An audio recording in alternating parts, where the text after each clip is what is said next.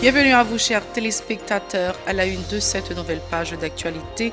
Le déblocage des fonds communaux, toujours objet de discorde entre les élus et le pouvoir central. Le président de la Commission intérieure et collectivité territoriale du Sénat, Francnet Dénéus, presse le gouvernement de résoudre la question. L'économiste Eddy Labossière se félicite du dépôt par le gouvernement du projet de budget 2018-2019 au Parlement dans les délais impartis par la Constitution. Le gouvernement n'entend pas laisser aux ONG la gestion de l'aide externe, a martelé une fois de plus le ministre de la Planification pour Aviol-Fleuran. Cela ne favorise pas le développement du pays. 4 milliards de gourdes pour la construction de 7000 logements sociaux dans 9 départements du pays pour la période 2018-2019, a fait savoir le directeur général de l'EPPLS.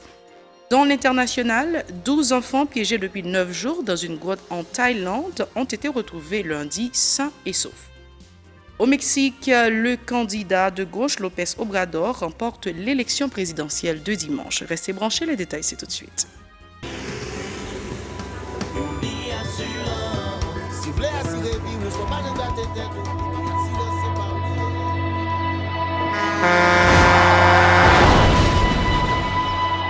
En général, moun pa reme pran assurance. Yo considéré que son l'argent yo jeté. Et pourtant, l'argent assurance te doué dans budget ou à côté l'argent caille avec l'argent manger. Li là pour les deux traverser un mauvais pas. Gardez tout à côté ou. Ouais comment gros problème qu'on entre sur monde sans attendre. Mandez Dieu pardon, ça qu'arrive au tout. Une assurance dit ou précaution pas capon. Les malheurs arrivés, les faux amis flair à saison a fait comme si on pas de jambe connaît ou. Une assurance après rétaver ou pour le dire continuer vivre la vie ou quitter ce course là nan men nous. Une assurance. Vivez en toute assurance. Merci d'être encore des nôtres. Vous suivez Info Pacifique, le développement. La Fédération nationale des maires d'Haïti, FENAM, a rencontré lundi les commissions intérieures, planification et finances du Sénat de la République autour des fonds communaux. À l'issue de cette discussion, le président de la commission intérieure et collectivité territoriale, Francnet Dénéus, presse le gouvernement de prendre des dispositions afin de décaisser les fonds réservés aux communes au cours des 2 derniers exercices. Selon le parlementaire, le retard mis dans le déblocage entrave l'exécution de projets susceptibles d'améliorer les conditions de vie des populations locales. Francnet Dénéus au micro d'Edlaine Vernal et de Francineus. Sous 16-17 là, yo informé nous que gagné seulement 17 sous on dit 140 projets parce que y a 140 communes et y a fonds qui y avancé sur yo mais l'autre projet yo processus là li en cours et le niveau Cour supérieure des comptes et le niveau ministère là sous 17-18 pas qu'on gagne rien qui fait d'après ça FENAM dit nous il y a une cinquantaine de projets qui déposés dans planification mais cependant et reste processus là Cour supérieure des comptes ministère finance pas qu'on gagne rien du tout et sous 18-19 c'est là qui est extrêmement important pour nous et commission finance là a un rôle pour jouer là-dedans qui fait en sorte que fonds ça qui hébergé le ministère planification mais cette fois-ci nous et fait météo là et budget ministère de l'Intérieur. Les présidents des commissions planification et finances, Sorel Hyacinthe et Jean-Rigaud Bélizaire, ont abondé dans le même sens que leurs collègues, déclarant que toutes les instances concernées doivent jouer leur partition pour faciliter le déblocage de ces fonds. Les parlementaires ont indiqué que seulement 17 des 110 projets figurés dans le budget 2016-2017 ont été exécutés. Écoutons-les. Sous 110 projets, c'est seulement 17. Mais le problème, nous ne pas arrêter seulement dans le ministère planification et ministère finance et intérieur. Nous le problème, il y a un cours supérieur des comptes tout. Et c'est dans ce sens ça, nous dit, si nous voulons suivre l'hypothèse fuit pour bagaille accélérer, il faut qu'on rencontre qui fait avec tout ministère ça, y compris institutions comme Cour supérieure des comptes. Donc, nous discuter avec FENAM pour nous voir dans quelle mesure et qu'il a mis rencontre ça pour nous comprendre comment suivi ça va le faire. Parce que entre nous, moi-même, moi, je suis passé à peu près 15 jours en grandance, nous, le pays, c'est comme si le pays a bloqué quelque part. Nous allons comprendre au niveau coût des comptes pour projet débloqué, il peut prendre n'importe un an. Imagine, on a parlé de montant qui dans le budget depuis budget 2016-2017. Ça veut dire nous garder dans quelle situation le pays est là. Est-ce qu'effectivement nous avons un pays qui a marché? Est-ce que quelque part, parfois nous continuons de discuter pour nous voir comment nous arriver à débloquer la question? Parce que si 16-17 dans la situation ça, mais nous allons aller là, nous presque l'enfin 17-18, et nous avons l'autre budget qui est censé pour le déposer là, qui c'est 18-19, et bien nous avons demandé est-ce que n'a privé effectivement respecter loi budgétaire que nous arrivons voter dans le Parlement pour bailler pays outils ou bien pour bailler moyens pour qu'il y ait un développement qui fait. Pour sa part, le président de la Fédération nationale des maires d'Haïti, FENAM, Jude-Édouard Pierre, dit espérer que cette rencontre permettra aux collectivités territoriales de trouver ces fonds. Selon l'édile de Carrefour, le financement de ces projets soumis par les maires pourra soulager leur mandat dans leur communauté respective. Jude-Édouard Pierre, au micro d'Edlène Vernal et de Francineus. En résumé, nous discuter, nous partager avec l'honorable sénateur information ça yo qui c'est pour que ce 16-17 là et bagay yo a marché avec trop de lenteur et c'est 17 communes qui jouent en avance de démarrage selon l'information ministère partagé ensemble avec nous gagné 52 communes que pour des codes déjà approuvé et contrat qui était passé en planification et FIMIO il y a une soixantaine jeudi semaine ça qui va communiquer qui a approuvé par la Cour des comptes.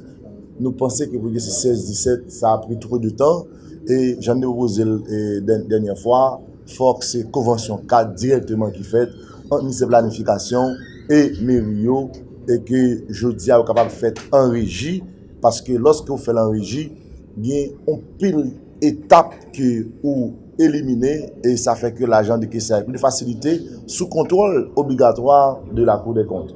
Pour dire ce 17-18 là, pas un seul dossier jeudi non 2 juillet à moins de 3 mois de la fête de l'exercice 17-18 pas un grand dossier qui est étudié ça interpelle nous ça commencé par ça en pleine inquiétude et section communale et tout qui était 1 million de gouttes qui beaucoup jeunes et tout alors c'est 3 mois qui étaient donc nous proposer que il y ait des conventions cadres qui signent entre ministère là et mairie encore une fois pour dire que le départemental par exemple, TPTC qui a expertise, qui a matériel intervenu avec Mério pour faciliter que gagne une appropriation par les collectivités de projets et qu'il y ait plus de facilité de décaissement.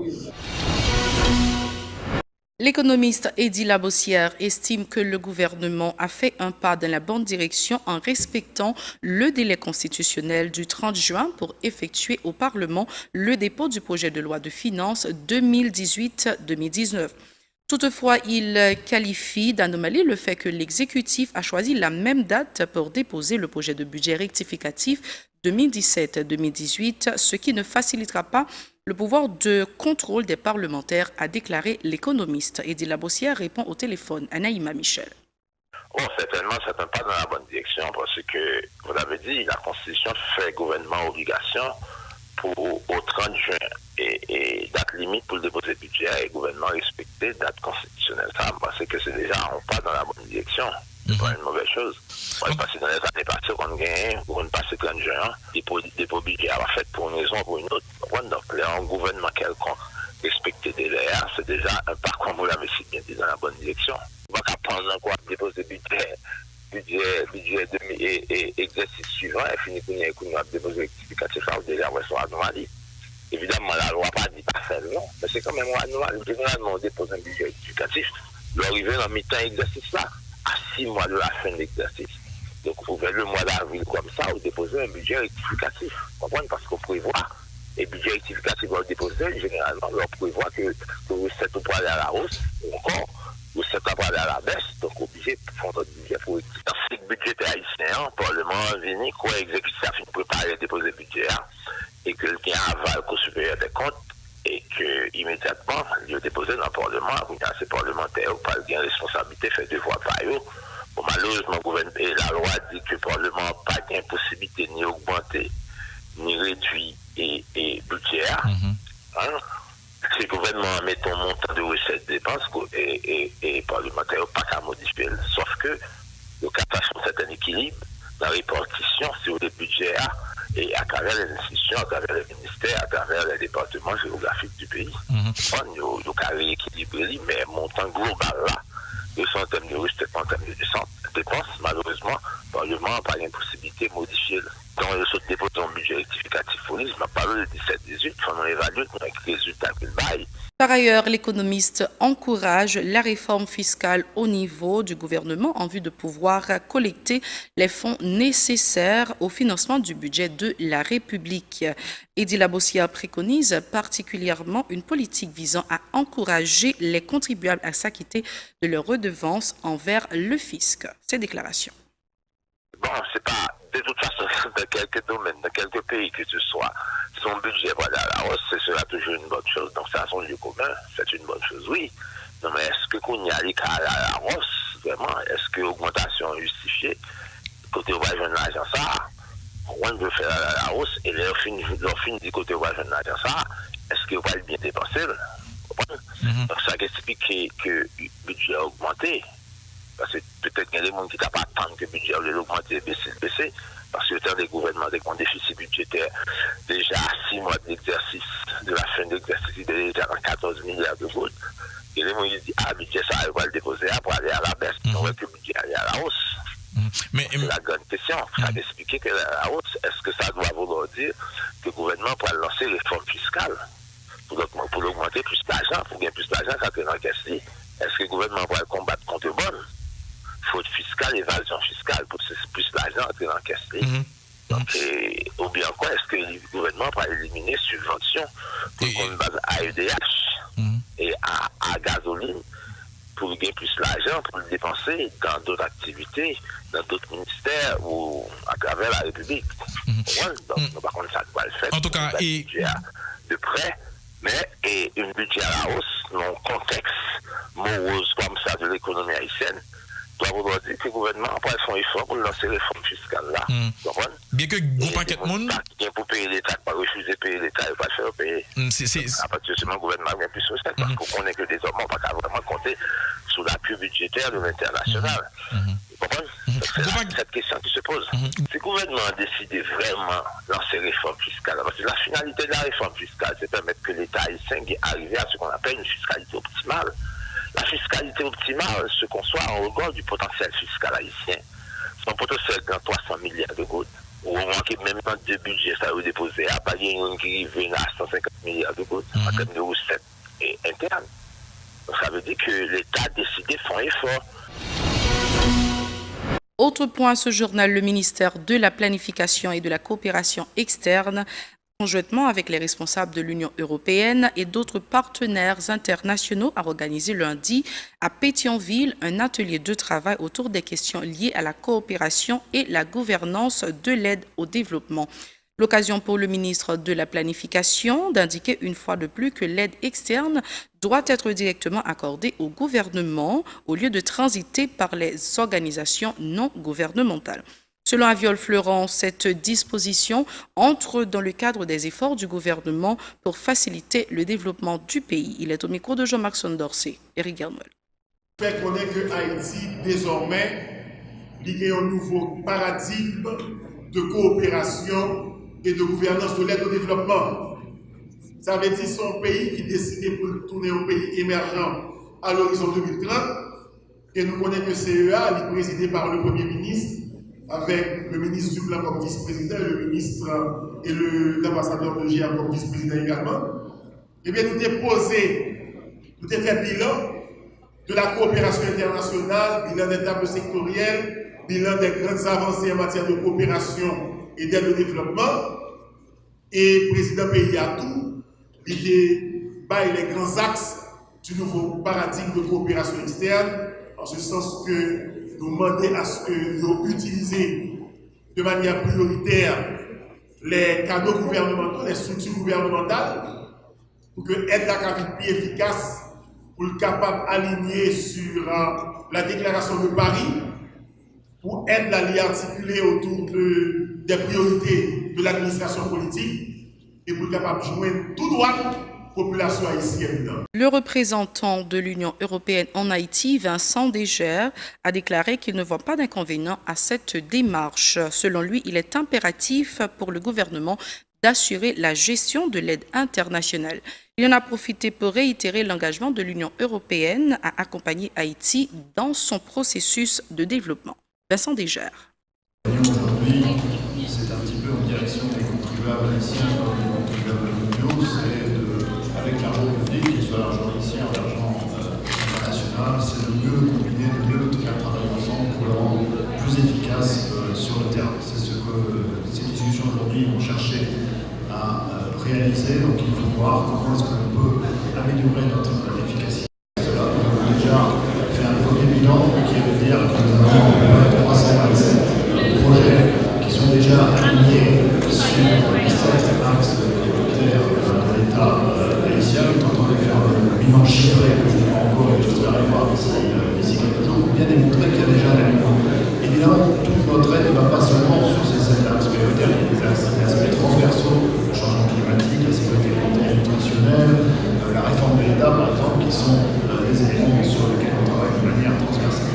Et sur la question de la délivrance de l'aide et de l'utilisation des canaux gouvernementaux et institutionnels pour livrer l'aide sur le terrain, c'est très clair, on a progressé également, on a discuté de cette problématique.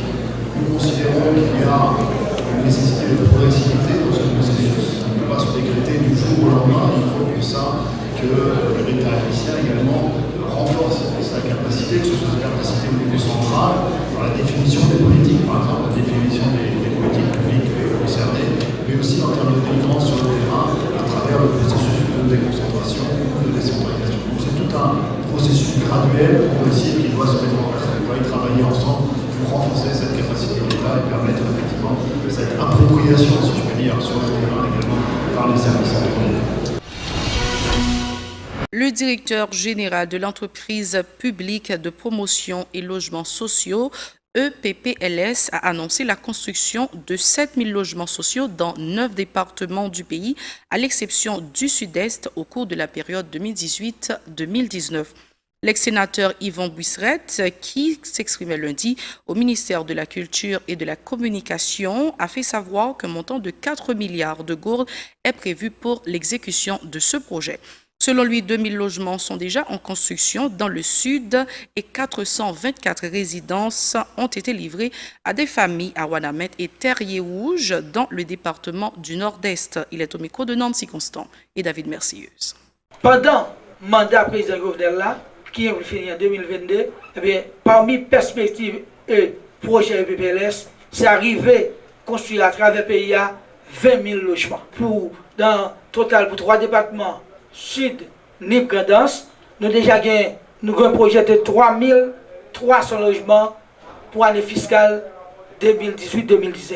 Pour le département de l'Ouest, nous avons 700. Pour le département de la Tibonite, nous avons 500, dont 350 à la Grange. Pour le département Nord, 500. Département Nord-Est, 500, dont 24 à Marion, côté barrage hydraulique qui va être construit. Pour familles qui sont déplacées, pour permettre qu'on ait un logement. Mais ça fait un total de 7000 logements pour l'année 2018-2019 là. Et bien avec un budget d'environ plus de 4 milliards de gouttes. Pendant la période de PPLS là, de mars 2017 à nos jours, il y a un pile de travail qui fait, surtout dans la politique gouvernement, pour améliorer les conditions de vie du peuple haïtien dans les affaires logement social. Nous avons par exemple, dans la péninsule sud là, 2000 logements en construction. Et parmi 2000 là, il y a 220 qui sont presque terminés. Nous installons un réservoir de 10 000 gallons dans le village Kalakokay qui a desservi 100 familles. Dans le département nord-est, Ouanamet Terrier Rouge, nous faisons livraison de 424 logements à la population. Par ailleurs, le DG de l'EPPLS, Yvon Busseret, a indiqué avoir rencontré les parents des joueuses de la sélection de football U20 dans le cadre de la promesse faite par le chef de l'État, Jovenel Moïse, en vue de les doter de logements sociaux suite à leur qualification pour la Coupe du Monde en août prochain en France. C'est la fin de ce journal. Merci d'avoir été des nôtres. Au revoir et à la prochaine.